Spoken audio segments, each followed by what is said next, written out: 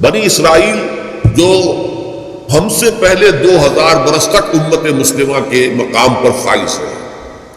جن کے بارے میں صرف سورہ بقرہ میں 2 مرتبہ اور بھی 2 جگہ پر آیا ہے ذرا مختلف الفاظ میں، لیکن سورہ بقرہ میں تو ایگزیکٹلی انہی الفاظ میں آیا، یا بنی اسرائیل اذکروا نعمتی التی انعمت علیکم وانی فضلتکم علی العالمین، اے بنی اسرائیل ذرا میرے انعامات و احسانات و اکرام کو جو میں نے تمہارا کیا یاد کرو، میں نے تمہیں تمام جہان والوں پر فضیلت۔ جس قوم کا یہ حال ہو، جس امت کے بارے میں قرآن یہ کہہ رہا ہے، یہ کوئی توحید کی آیت نہیں ہے، یہ کوئی تالمود کا جملہ نہیں ہے، قرآن ہے۔ 6 رکوع کی پہلی آیت بھی یہی ہے، اور ایگزیکٹلی یہی آیت جو ہے 15ویں رکوع کی پہلی ہے سورہ بقرہ۔ لیکن یہ کہ ایک بات نوٹ کر لیجئے، یہ اس سے پہلے کبھی میں نے نہیں کہی ہے، آج کہہ رہا ہوں۔ اصل میں حضرت موسیٰ علیہ السلام کا جو مشن تھا، اس میں جہاں دعوت توحید اور اللہ کے دین کی دعوت کا عنصر شامل تھا، یقیناً اس کے بغیر تو کوئی رسول ہو ہی نہیں سکتا، لیکن اس کے اندر ایک بہت نمایاں پہلو ایک قومی جذبہ تھا، ایک قوم کو ظلم سے نجات دلانا۔ بنی اسرائیل ایک قوم تھے، حضرت یعقوب علیہ السلام کے 12 بیٹوں سے 12 قبیلے، اور کچھ عرصہ مصر میں وہ بڑے شان کے ساتھ رہے، ٹھاٹ کے ساتھ رہے، ان پر جو بادشاہ وقت تھا ان کی بڑی جو ہے وہ مہربانیاں تھی، کرم فرمائیاں تھی۔ کیا وجہ کیا ہے یہ ایک علیحدہ مسئلہ ہے، کیوں تھا وہ میں اس وقت ڈسکس نہیں کر سکتا۔ تو حضرت موسیٰ علیہ السلام گویا کہ دوہری بعثت کے ساتھ آئے، آل فرعون کو وہ رسول بن کر آئے کہ مانو مجھے اور میری اطاعت کرو، قل اعبدوا اللہ واطیعون، اور بنی اسرائیل کے لیے وہ نجات دہندہ بن کر آئے کہ انہیں فرعونیوں کے، آل فرعون کے مظالم سے اور سختیوں سے اور پرسیکیوشن سے اور ٹارچر سے نجات دے۔ اب جہاں قومی معاملہ ہوتا ہے وہاں ظاہر بات ہے کہ ذاتی تربیت، اخلاقی تربیت کا اتنا موقع نہیں ہوتا، وہ تو قوم کو بچانا ہے۔ قوم میں اچھے بھی ہیں، برے بھی ہیں، نیک بھی ہیں، بد بھی ہیں، شریر بھی ہے، شریف بھی ہے۔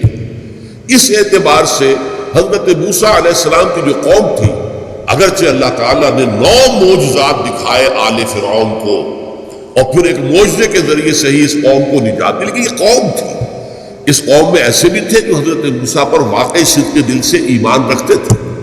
جیسے یوشع ابن نون، جوشوا جس کو کہتے ہیں بائبل میں، غالب ابن یفنہ۔ لیکن ایسے بھی تھے جو ڈھل مل تھے، کچھ مانتے تھے کچھ نہیں مانتے تھے، اور ایسے بھی تھے جو صرف اسرائیلی ہونے کی وجہ سے شامل تھے، ورنہ انہیں حضرت موسیٰ علیہ السلام کے اوپر کوئی ایمان، کوئی یقین نہیں تھا۔ چنانچہ یہ الفاظ آئے ہیں قرآن مجید میں کہ ما آمن بموسیٰ الا ذریۃ من قومہ، صرف کچھ لوگ نوجوان تھے جو ان کی قوم میں سے ان پر حقیقتاً ایمان لائے تھے، ورنہ اکثر و بیشتر لوگ جو ہے وہ ایک قومی جذبے کے ساتھ تھے کہ ہمیں قوم سے، جو ظالم قوم ہے، نجات دلانے کے لیے یہ آیا تو ہم بھی ساتھ ہیں۔ لیکن ان کا کہیں بھی جو معاملہ بحیثیت قوم، بحیثیت مجموعی، وہ وفاداری کا نہیں تھا حضرت موسیٰ علیہ السلام کے ساتھ۔ لہذا دیکھیے اب ان کا کیا رویہ رہا عین حضرت موسیٰ علیہ السلام کے ساتھ،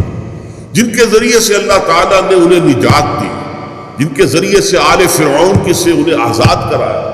انہیں لے کر مصر سے نکل آئے ہیں سینائی پیننسلا میں۔ لیکن جب وہ دین کا وہ تقاضا آیا کہ اب جان ہتھیلی پر رکھ کر نکلو میدان میں، قتال کرو، جنگ کرو، جیسے کہ ہجرت کے بعد مدینے میں وہ مرحلہ آ گیا محمد رسول اللہ صلی اللہ علیہ وسلم کے ساتھیوں کے ساتھ، ایسے ہی حضرت موسیٰ ہجرت کر کے اپنی قوم کو لے کر سینائی پیننسلا میں آ گئے، اور وہاں سے آگے اب جانا تھا ارض مقدس، وہی جو حضرت ابراہیم علیہ السلام کا مسکن تھا، حضرت اسحاق کا مسکن تھا، انبیاء کرام کا مسکن تھا، لہذا جس کو ارض مقدس کہا گیا۔ آج جو آپ کو معلوم ہے دنیا کے اندر جو عالمی ٹکراؤ ہونے والا ہے وہ اسی ارض مقدس کے لیے ہونے والا ہے۔ یہودی چاہتے ہیں کہ اس پورے ارض مقدس پر ان کا غلبہ ہو، عیسائی چاہتے ہیں کہ ان کا غلبہ ہو، اور مسلمان جو کہ یوں سمجھیے 1400 برس سے اس ارض مقدس کے اوپر ان کا قبضہ ہے، ان کی حکومت ہے، ان کا تسلط ہے، اب ان کو جو ہے گویا کہ مجبور کیا جا رہا ہے کہ وہ اس سے دستبردار ہو جائے۔ یہ جو ایک تصادم آنے والا ہے، بہت عظیم تصادم کی شکل اختیار کرنے والا، میرا اس وقت یہ موضوع نہیں ہے۔ تو اس وقت جو کچھ میں کہنا چاہ رہا ہوں کہ جب وہ مرحلہ آیا بنی اسرائیل کے تاریخ میں کہ اب جان ہتھیلی پر رکھو، میدان جنگ میں آؤ، تو کوڑا جواب دے فَاذْهَبْ أَنْتَ وَرَبُّكَ فَقَاتِلَا إِنَّا هَاهُنَا قَاعِدُونَ، جاؤ موسیٰ تم اور تمہارا رب جاؤ اور جنگ کرو، ہم تو یہیں بیٹھے۔ اے موسیٰ تم کہہ رہے ہو کہ فلسطین میں داخل ہو جائیں، وہاں تو بڑی طاقتور قوم ہے، فیہا قوم جبارون،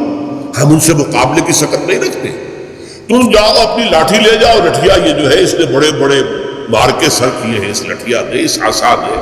سمندر پھاڑ دیا اس نے، اور چٹان میں سے 12 چشمے نکال دیے اس نے، تو اس کو لے جاؤ اس کو اپنے ساتھ اور جا کر جنگ کرو اور نکال دو ان کو وہاں سے۔ جب وہ وہاں سے نکل جائیں گے تو ہم داخل ہوں۔ اس پر جو حضرت موسیٰ علیہ السلام پر یہ سورہ مائدہ کے اندر بیان ہوئی ہے پوری تفصیل، جو رنج اور غم کا جو حملہ ہوا ہے اس کا اندازہ اس سے کیجئے کہ جس قوم سے اتنی محبت تھی